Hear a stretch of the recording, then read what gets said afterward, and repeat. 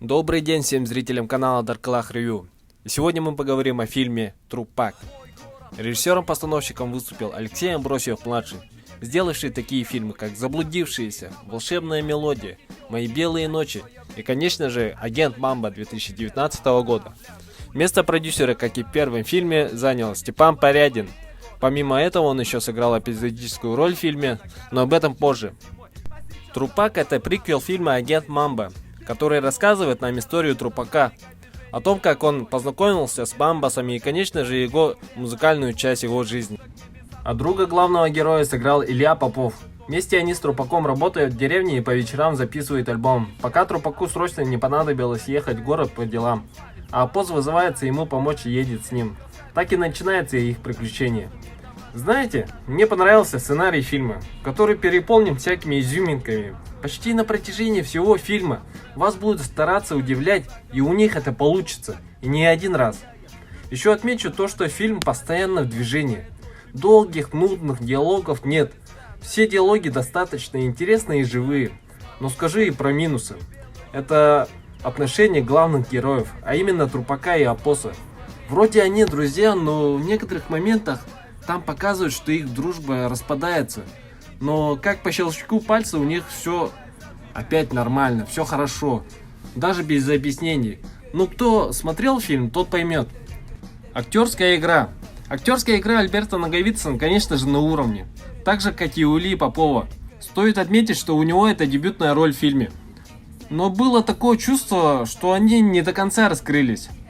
Но что мне точно не понравилось, это два момента со Степаном Порядиным. Я знаю. Я искренне не понял, что это было. Люди во весь голос смеялись от этого.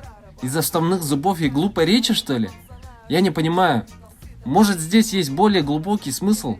Или это просто шуточка с 2012 года? Напишите в комментариях свои мысли. А пока перейдем к юмору. Юмора в фильме мне показалось меньше, чем в первой части фильма. Но качество такое же. В некоторых моментах я конкретно угорал как ребенок, и всяких забавных моментов там куча. Жесткая бы. Да. Но не будем тут останавливаться надолго и перейдем к визуальной части. Визуальная часть. Бюджет фильма составляет 3,5 миллиона рублей. Это 2 раза больше, чем в первой части. Также и картинка соответствует своему бюджету. Этот безумно завораживающий ночной Якутск.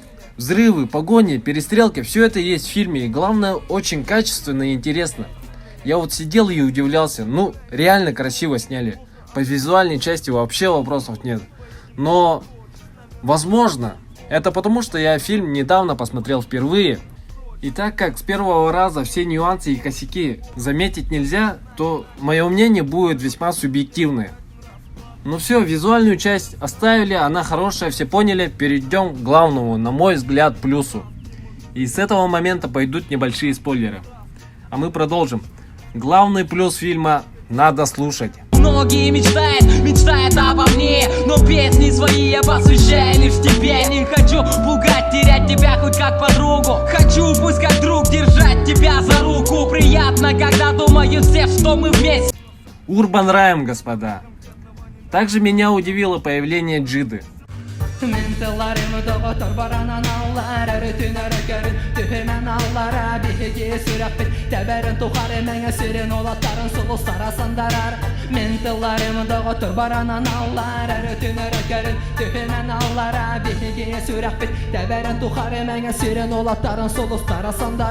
И куча известных лиц Якутска. Там вам будет и Туясик, и Дормидонтов, и Панцаш. А если бы еще Джида с первым появлением в фильме запел бы, то это вообще было бы как Майк Тайсон во втором фильме «Мальчишника».